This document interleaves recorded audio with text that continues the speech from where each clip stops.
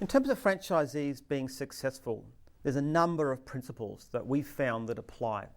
First of all, give fantastic customer service. That's absolutely number one. Not only does that mean, say by phoning back fast and so forth, you'll get more work, you'll also get more referrals, so you'll be busy, but also by giving great customer service, you can charge a higher price. For example, when you get a referral client very rarely worries about the price. They're not going to knock you down. They're not competing with anybody else. So the first rule is give great customer service. The next thing is to charge the proper price. And this is actually one of the biggest struggles we have with our franchisees very often, because they're too timid to charge properly. And I made the same mistake. When I started off back in 1982 mowing lawns, I used to get all my quotes. And I know now, looking back on it, I could have been charging an extra 10, 20, even 25%. It made my life a lot easier because I had plenty of work. So we teach our franchisees that simply by being in gyms, they can charge at least an extra 10%. And we've tried this in actual practice. We had a paving business that was really well known. It was in Adelaide, and that changed across to become gyms paving. And they found as soon as they did that, their conversion rate jumped by 50%. The same guys quoting the same jobs in the same ways, simply by going out as gyms, and that was basically a mowing brand in those days, they increased that. They actually cut down, they were eventually doing about 4 times as well in terms of leads per dollar spent in advertising after about 18 months. So the logo is very powerful, but it's only useful if people charge properly. So particularly people who have regular clients, it's important to raise them at least the rate of inflation every year, and usually more. Very rarely do you lose a customer by putting their price up more than a couple of dollars.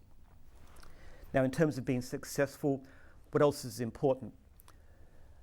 Organisation of travel is a very major thing. Our system allows people to compact their work very, very well, because they can choose where they take the work from. So especially when a franchisee starts off, they're covering a wider area, and particularly when they have regular clients, but even when they don't, as they get busier and busier, which pretty well always happens, what they should be doing is shrinking their area, getting rid of outlying clients, if they're regular clients, selling them off or swapping them, taking more work close to home, taking more work in territory.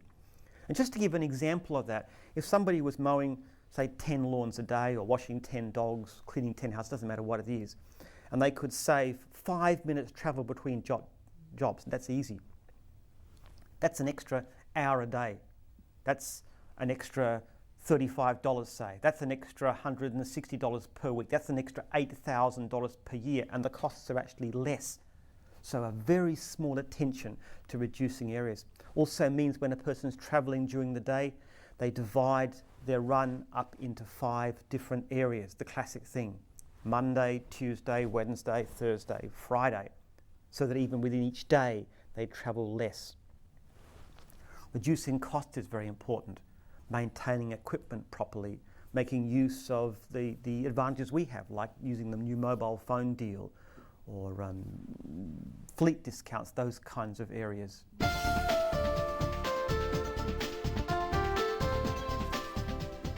Very, very important thing to maximising income is what we call extras. Now, every division is the same. You've got your core work, say in lawn mowing, it'd be mowing the lawns, and then you've got your extras like gardening or rubbish. If you're cleaning, it's the extras of things like cleaning windows or ovens and so forth. If it's antennas, it might be putting different plugs in, or putting the home stereo, the home theatre systems in and so forth. Every division has extras. The great thing about extras is two. First of all, it's more work at the same place. And secondly, typically the hourly rates are a lot higher. So one of the things we teach our franchisees to do, and we try and motivate them, and if necessary challenge them to do, is to ask the clients for extras.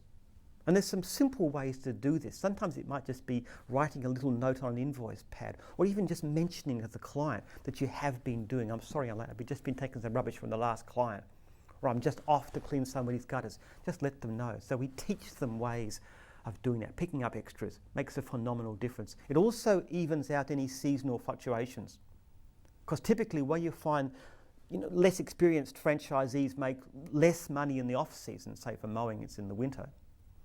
The better ones will actually make the most money then, because that's when they do most of their extras, which pay a lot better.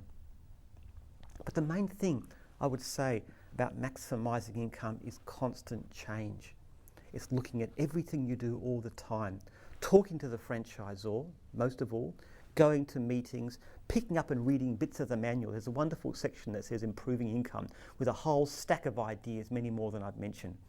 Constantly, every day, every week, every month of our working lives, how can we do things better?